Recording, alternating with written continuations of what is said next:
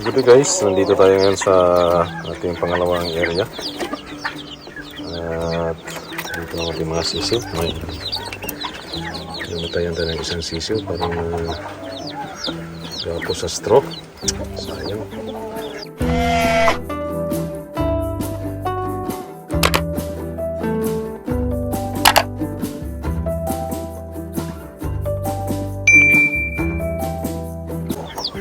Dito natin lagay ang mga sisiw. Sisiw ng manok, turkey, at saka meron tayong ducks dito. So ito po yung assorted lagayan ng mga chicks. Ang daming manok. Yan. Bagong mga walay.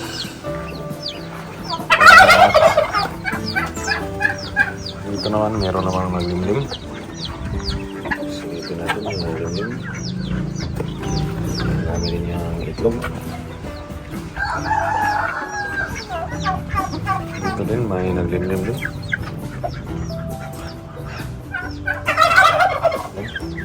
At dito, meron din. Maraming manok dito. At meron din may black chicken na free range.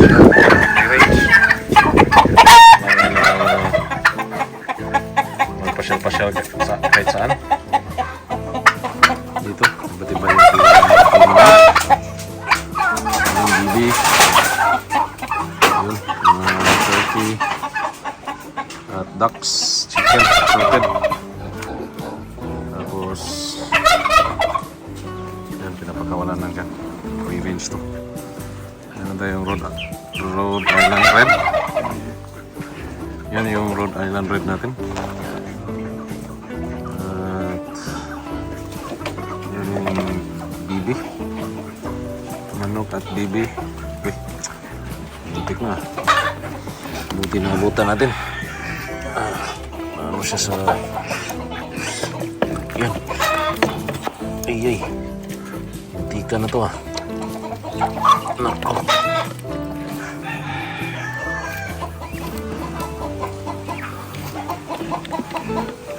Ano siya nakawala? Ika, pwesto muna tayo kasi mahirap. Okay. Save natin. Buti at nadatna natin. Oh, nanghina na siya. Buti at nabutan natin. Yung dalawang road island. Puntahan natin sa loob. Dito naka-net lang yung bato. Meron din mga masarap yung pabo sa roasted.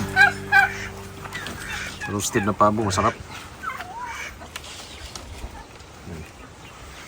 So dito assorted lang to.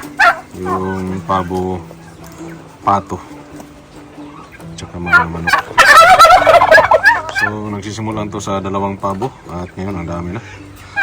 Nagsisimulan lang din yung angkil ko na pato at ngayon ang dami na rin. Ang dami, bilis dumami. Yan po.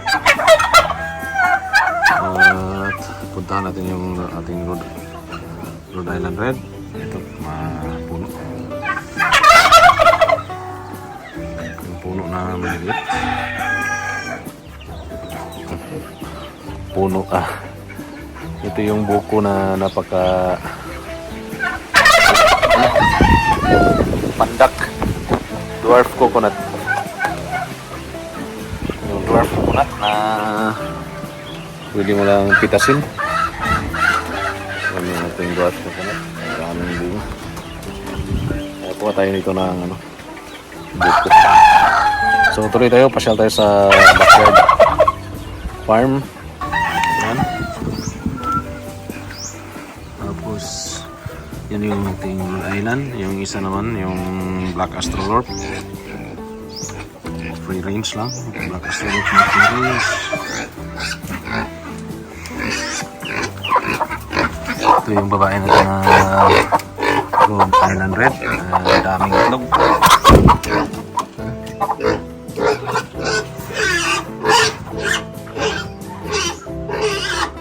11 na itlog.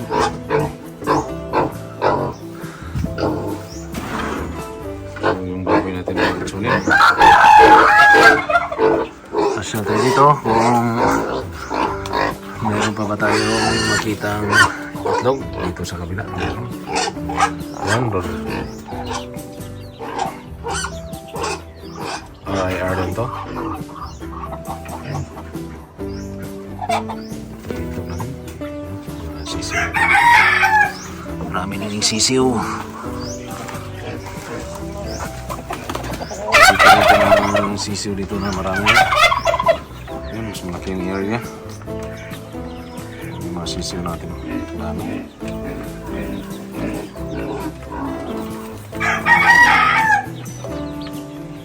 Makikita natin na healthy yung mga sisiw. Marami po yan sila. So yung nilagay dito is almost 100. At ngayon malalaki na. So punta tayo sa baba. Meron pa tayong mag-clearance yun. So halo-halo po ito. Wala pong problema. Madami po sila. Halo-halo yung mga manok.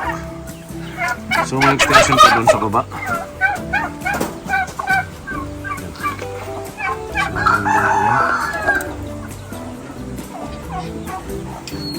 Doon, free range sila.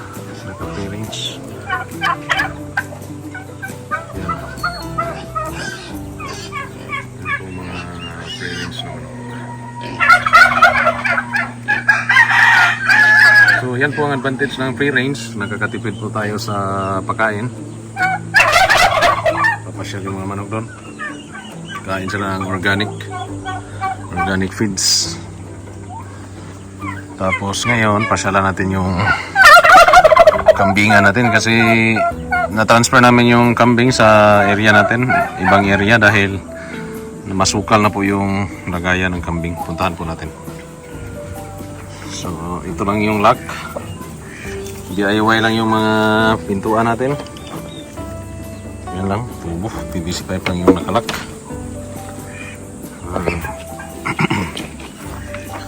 Kasi yung mga manok, may pabahay lang sila na mataguan pag umulan, may masilungan, may mauwian.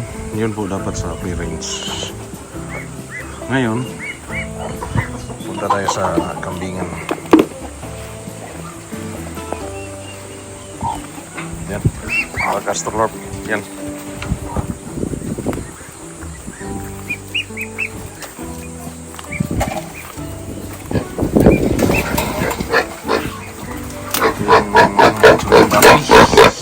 Sa Danis, sarap pa rin sa lechon.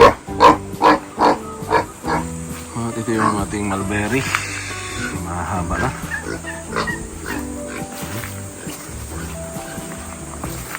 Yung mga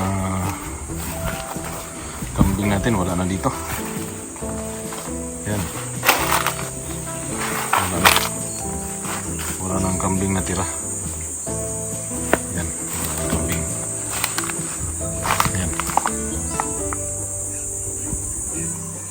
Wala nang kambing na natira dahil yung area natin guys palagi silang nakakawala dahil yung ating kulungan ay net lang, madaling masira.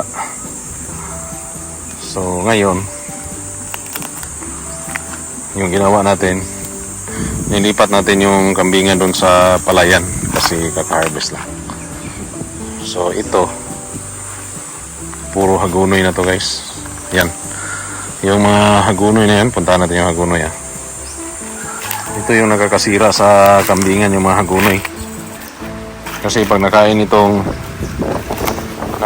ng mga maliliit na kambing na mamatay, na mamayat. Yan yung area, tignan natin. Yan yung kambingan natin. Nakabakod po sila lahat. Nakabakod. Hanggang doon sa baba to yung kambingan natin. So sa ngayon walang kambing dito kasi nilipat natin ang kambing doon sa area ng palayan doon sa kabilang area. So from time to time kailangan talagang linisin.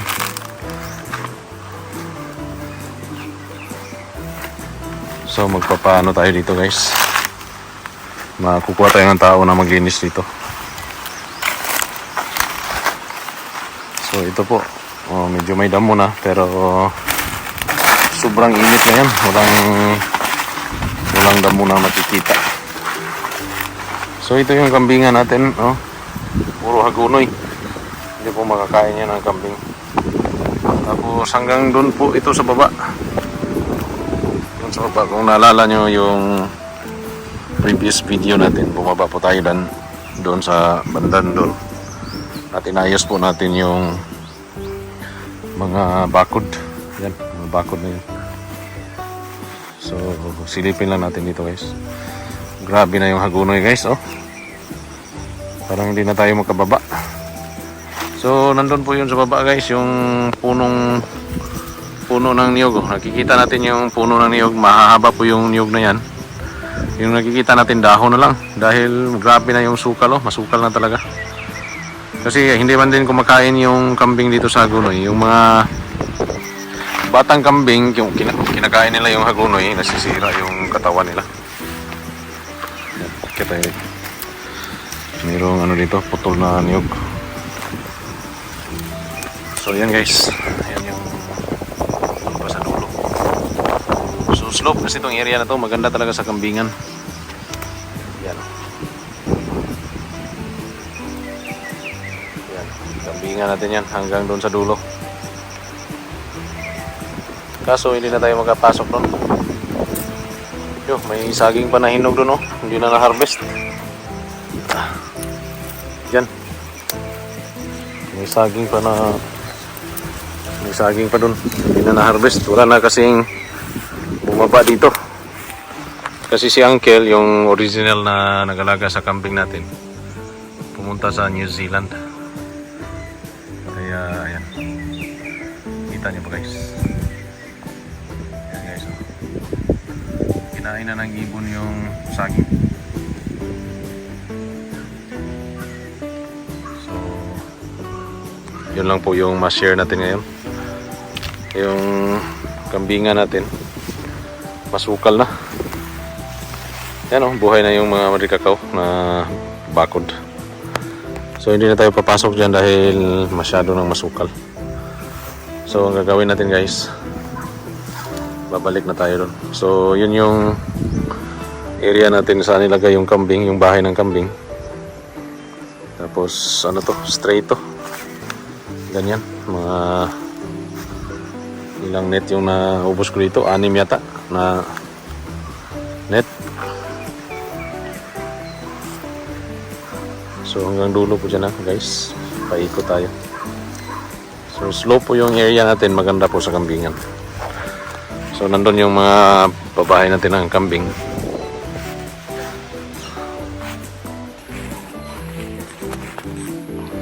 So balak nating palinisan ito dahil pag nagtanim na ng palay, kailangan nang ibalik yung mga kambing natin dito. Marami pa naman tayong maliliit ngayon na kambing. Kasi may dalawa tayong inahin na nanganak ng tig-dalawa. So ito, maraming kahoy din. Dati kasi pinuputol namin ito, ngayon malalaki na yung tick. Tapos hindi tayo pwede na dito guys, maglagay ng daob na yun sa Bisaya. Sunugin yung mga dahon dahil delikado sa bushfire. Last week may doon banda sa kabila pumunta yung mga bumbero dahil nagliyab yung mga kakahuyan. So dito yun ang magagawa natin ngayon. Survey tayo dahil sobrang init at na-take over na nga ng Hagunoy. Oh, grabe yung Hagunoy. Na-take over na ng Hagunoy yung ating area. So, guys, hanggang dito lang po tayo. At maraming salamat sa pagsubaybay sa ating munting channel. At God bless po sa ating lahat.